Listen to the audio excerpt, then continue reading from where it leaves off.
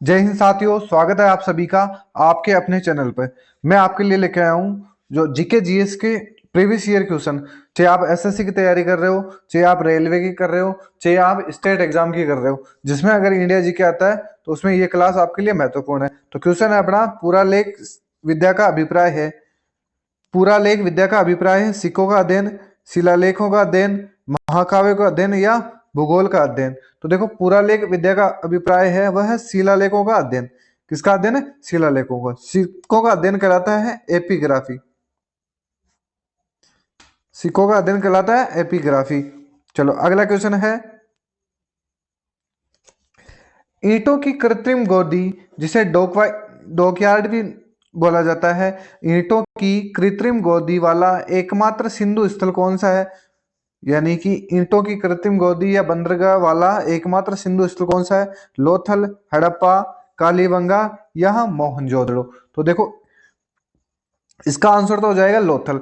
अब अपन देख लेते हैं लोथल के बारे में थोड़ा सा। लोथल है कहाँ पे? लोथल है गुजरात में, अहमदाबाद गुजरात में। फिर आपसे पूछे कि इसकी खोज किस नदी पर हुई, तो इसकी खोज हुई थी भोगवा नदी पर। किस नदी पर? भोगवा नदी पर। और किसने की खोज? तो रंगनाथ राव ने की थी।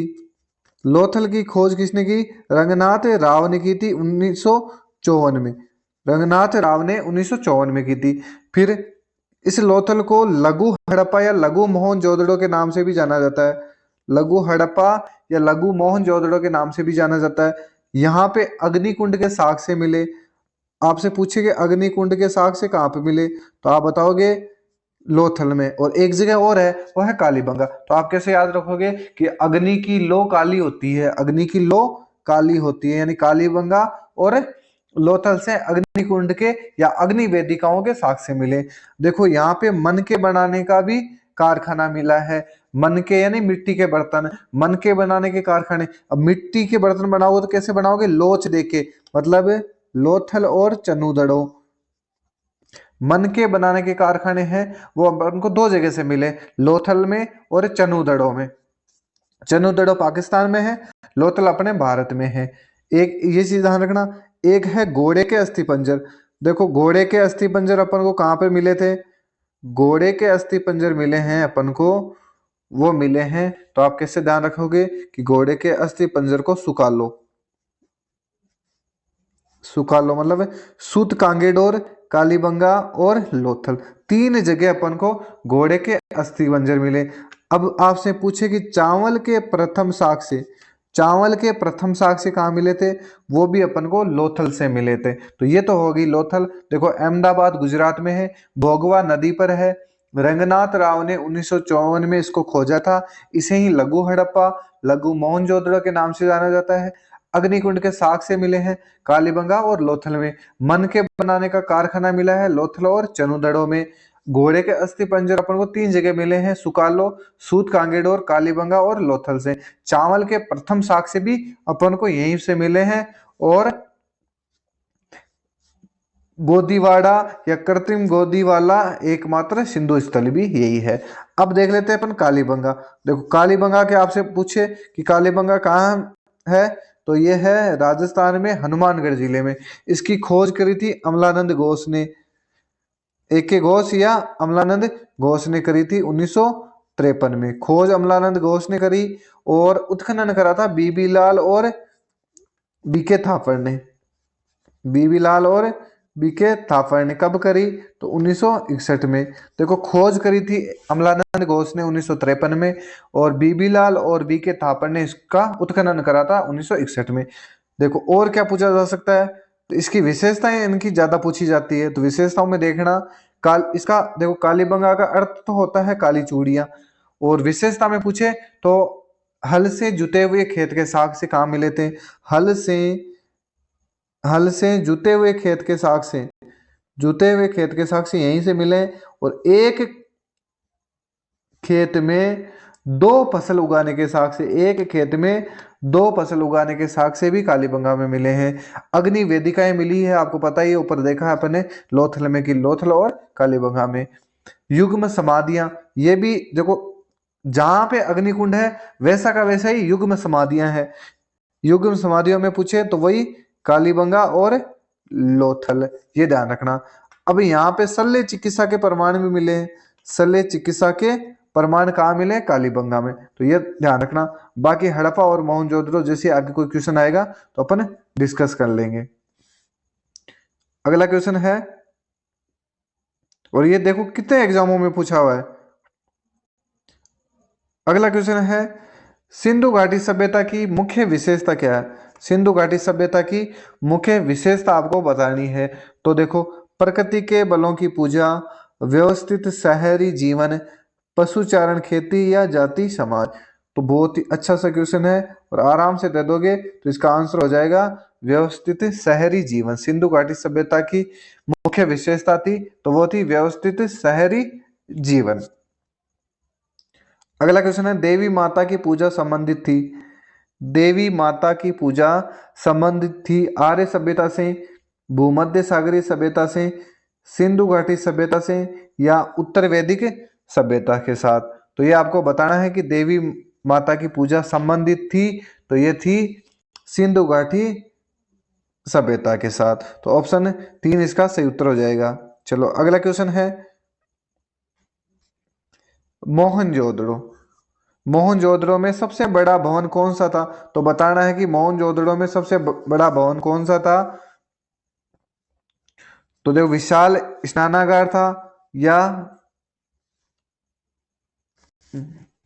विशाल धान्यागार, स्तंभ हॉल या 2 मंजिला मकान। तो देखो इसका सही आंसर तो हो जाएगा विशाल स्नानागार। क्या था? सॉरी, सबसे बड़ा भवन पूछा है तो सबसे बड़ा भवन तो है विशाल धान्यागार। सबसे बड़ा भवन पूछे तो यह है सबसे बड़ा धान्यागार यानी अनागार। तो ऐसे भी ध्यान रखना, ऐसे भी पूछा गया है। सबसे बड़ा अनागार कहाँ मिलता है अपन को? मोहनजोदड़ो में। और विशाल व्रत स्नानागार भी यहीं पे मिलता है मोहनजोदड़ो में। लेकिन यहाँ क्या पूछा है? यहाँ पे क्वेश्चन की लैंग्वेज थोड़ी अलग है कि सबसे बड़ा भवन कौन सा है। तो स्नानागार मतलब बाथरूम, ग्रेट बाथ भी पूछा जाए तो वो कहाँ है? वो भी मोहनजोदड़ो में।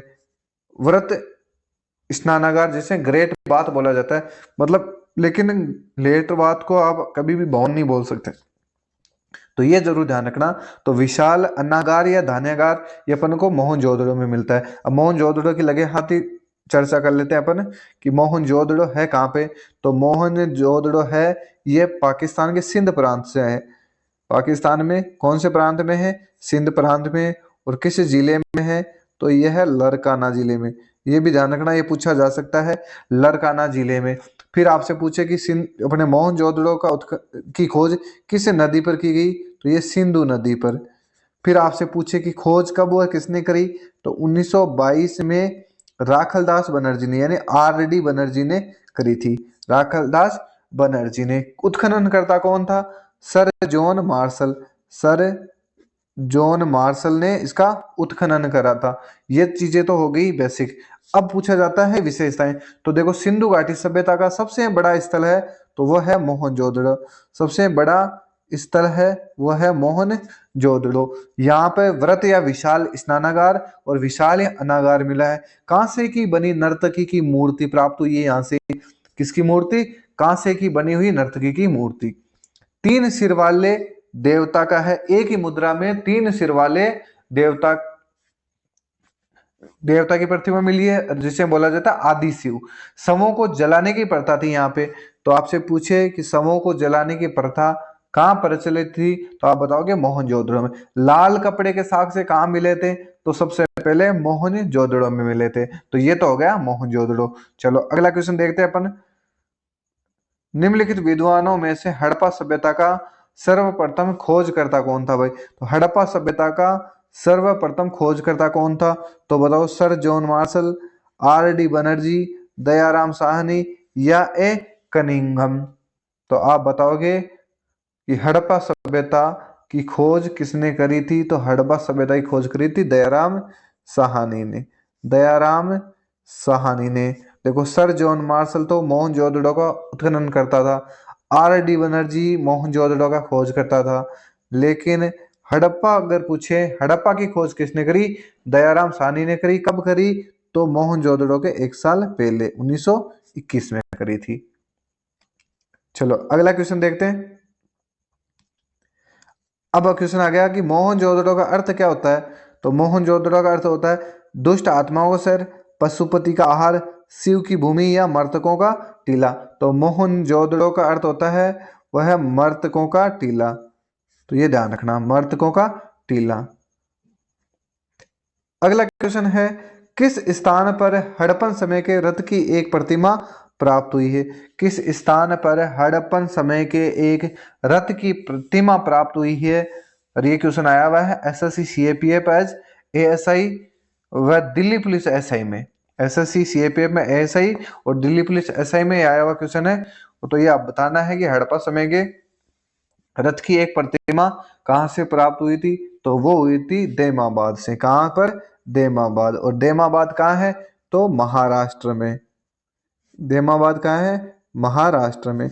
यानी कि सिंध, जो अपने सिंधु घाटी सभ्यता है, इसका दक्षिण में विस्तार है देमाबाद तक।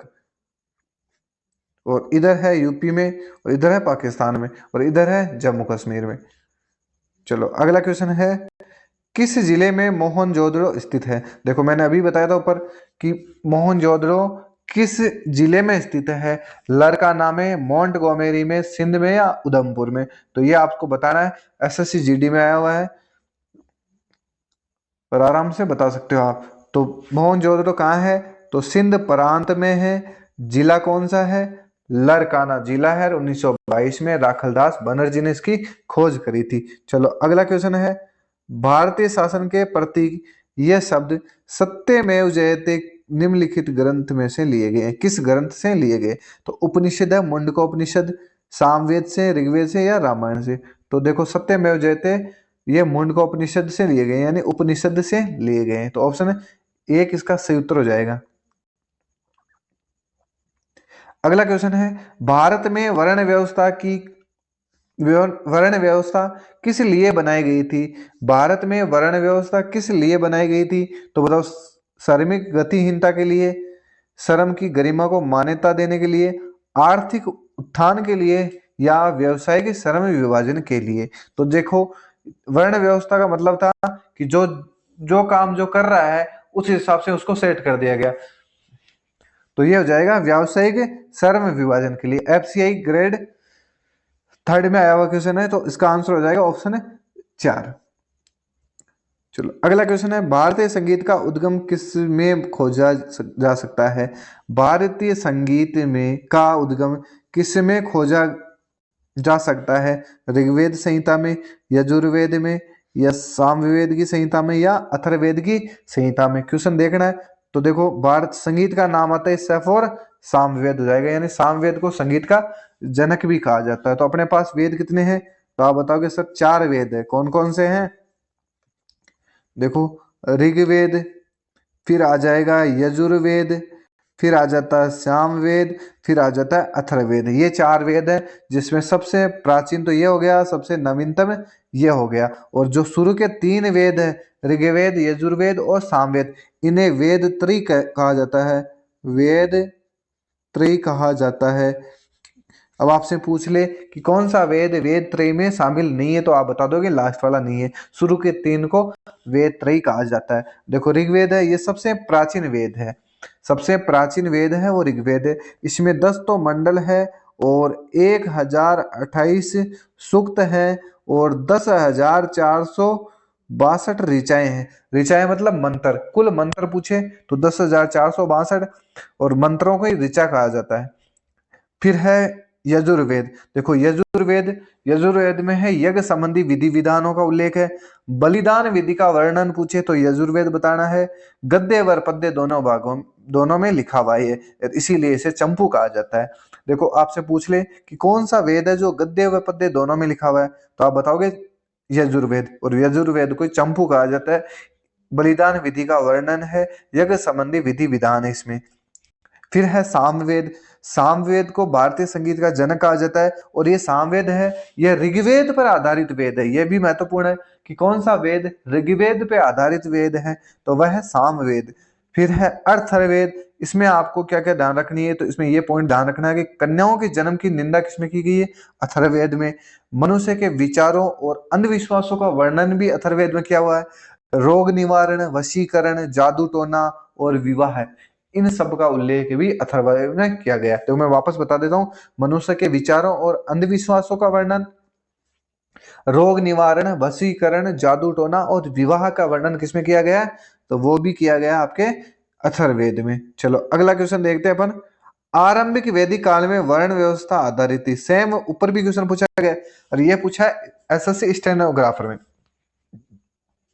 क्वेश्चन बताना है कि आरंभिक वैदिक काल में वर्ण व्यवस्था आधारित थी शिक्षा पर, जन्म पर, प्रतिभा पर या व्यवसाय पर। तो अभी ऊपर देखा अपन ने सेम क्वेश्चन, थोड़ा सा लैंग्वेज चेंज होती है, बाकी लगभग लगभग क्वेश्चन रिपीटेटिव होते हैं। तो ये है, हो जाएगा इसका आंसर 3, व्यवसाय पर। अगला क्वेश्चन है, निम्नलिखित में से ऋग्वेद काल के दौरान किसकी जानकारी नहीं थी। ऋग्वेद काल के दौरान किसकी जानकारी नहीं थी, संयुक्त परिवार प्रणाली की, कृषि की, वर्ण व्यवस्था की या विवाह प्रथा की। तो ऋग्वेद समय किसकी जानकारी नहीं थी, वर्ण व्यवस्था की जानकारी नहीं थी। तो ऑप्शन 3 इसका सही उत्तर हो जाएगा। चलो अगला क्वेश्चन है, यज्ञ सूत्र निम्न में से किस वेद में है। यज्ञ सूत्र, अब मैंने अभी बताया आपको यज्ञ संबंधी विधि विधान, बस लैंग्वेज चेंज करी इसमें और कुछ भी नहीं दिया इसमें। तो यज्ञ सूत्र निम्न में से किस वेद में है, सामवेद में, ऋग्वेद में, अथर्ववेद में या यजुर्वेद में। तो देखो यज्ञ संबंधी विधि विधान मैंने आपको किसमें बताया था, यजुर्वेद में। बलिदान विधि का वर्णन भी, आपको तो केवल पॉइंट पकड़ना, आप क्या पकड़ना, एक सूत्र पढ़ो मत, आप तो यज्ञ पढ़ लो बस। गद्य व पद्य दोनों में लिखा हुआ है और इसे चंपू भी कहा जाता है। चलो अगला क्वेश्चन है, जुरेसिक काल का माना गया पूरी तरह तैयार वृक्षीय फॉसिल कहाँ पाया गया। जुरेसिक काल का माना गया पूरी तरह तैयार वृक्षीय फॉसिल कहाँ पाया जाता है, पिथौरागढ़ में, छत्तीसगढ़ में, रामगढ़ में या बहादुरगढ़ में। तो इसका आंसर गैस करना है। तो देखो ये पाया गया था अपन को छत्तीसगढ़ में, तो आंसर हो जाएगा ऑप्शन 2। अगला क्वेश्चन है, सिंधु घाटी सभ्यता की लिपि कौन सी थी, बताओ भाई। सिंधु घाटी सभ्यता की लिपि कौन सी थी, खरोष्टी थी, अज्ञात, ब्रह्मी या तमिल। तो सिंधु घाटी सभ्यता की लिपि थी वो थी अज्ञात। कौन सी थी, अज्ञात। चलो अगला क्वेश्चन है, निम्नलिखित में से कौन सी जनजातीय सभा सामान्य रूप से जनजातीय सरदार के चुनाव में शामिल होती थी। बताओ कि कौन सी जनजातीय सभा सामान्य रूप से जनजातीय सरदार के चुनाव में शामिल होती थी, समिति, सभा, गण या विदत। तो इसका आंसर देना है, तो वो कौन होती थी शामिल, समिति। समिति जनजातीय सभा थी जो मुखिया के चुनाव में शामिल होती थी। चलो अगला क्वेश्चन है, उपनिषद शब्द का शाब्दिक रूप से यह अर्थ होता है, यानी उपनिषद शब्द का शाब्दिक अर्थ क्या होता है। तो आपको बताना, ज्ञान होता है, प्रज्ञता होती है, प्रज्ञता यानी बुद्धिमत्ता, पास बैठना या सरस्वर पाठ यानी पठन। तो आपको उपनिषद के बारे में बताना है कि उपनिषद का अर्थ क्या होता है। तो उपनिषद का अर्थ होता है पास बैठना। ये भी महत्वपूर्ण क्वेश्चन है, एसआई में आया हुआ है और कभी भी वापस रिपीट हो सकता है, तो ये ध्यान रखना। उपनिषद का मतलब होता है पास बैठना, और कितने क्वेश्चनों में पूछा गया है ये। अगला क्वेश्चन है, आर्यन जनजातियों की प्राचीनतम बस्ती कहाँ है। आर्यों की प्राचीनतम बस्ती कहाँ पर है, ये आपको बताना है। उत्तर प्रदेश में, बंगाल में, सप्त सिंधु में, दिल्ली में। तो आर्यन जनजाति की प्राचीनतम बस्ती थी वह है सप्त सिंधु में। तो ऑप्शन है 3 इसका सही उत्तर हो जाएगा। अगला क्वेश्चन है, सिंधु घाटी सभ्यता का गोदीबाड़ा लोथल कहाँ स्थित है भाई, बताओ। आराम से अभी ऊपर चर्चा करी है अपन ने, डॉकयार्ड, बंदरगाह है। अब क्या पूछा है कि लोथल कहाँ पर है, तो लोथल है अहमदाबाद में। लोथल है अहमदाबाद में, और अहमदाबाद कहाँ है, तो है गुजरात में। तो आप आराम से बता सकते हो, तो ऑप्शन 1 इसका सही उत्तर हो जाएगा। चलो अगला क्वेश्चन है, निम्नलिखित में से किस देश ने भारत से मोहनजोदड़ो से प्रसिद्ध नर्तक कन्या की प्रतिमा वापस देने के लिए कहा है। बांग्लादेश, भूटान, चीन या पाकिस्तान। तो ये आपको बताना है किसने कहा है, तो ये पाकिस्तान ने कहा है। ऑप्शन है 4 इसका सही उत्तर हो जाएगा।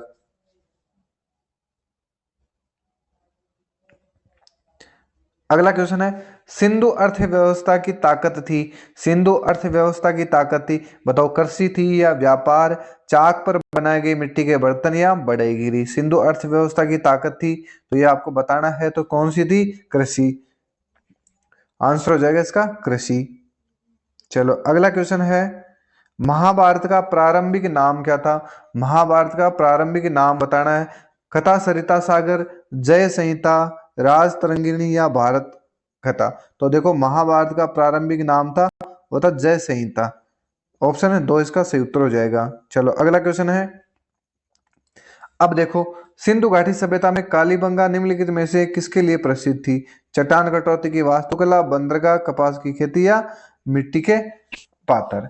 तो ये आपको बताना है किसके लिए प्रसिद्ध थी, तो वह थी मिट्टी के पात्र के लिए। तो ऑप्शन है 4 इसका सही उत्तर हो जाएगा।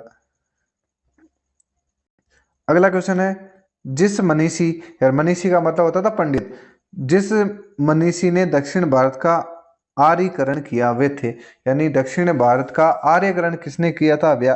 याज्ञवल्क्य ने, वशिष्ठ ने, अगस्त्य ने या विश्वामित्र ने। ये भी एसएससी, सीएपीएफ एसआई और CISF SI, Delhi police SI में पूछा हुआ क्वेश्चन है, बहुत ही ऐसा क्वेश्चन है और गेस करना है इसका आंसर क्या होगा। तो इसका आंसर हो जाएगा अगस्त्य ने। किसने करा था? अगस्त्य ने। तो ऑप्शन 3 इसका सही उत्तर हो जाएगा।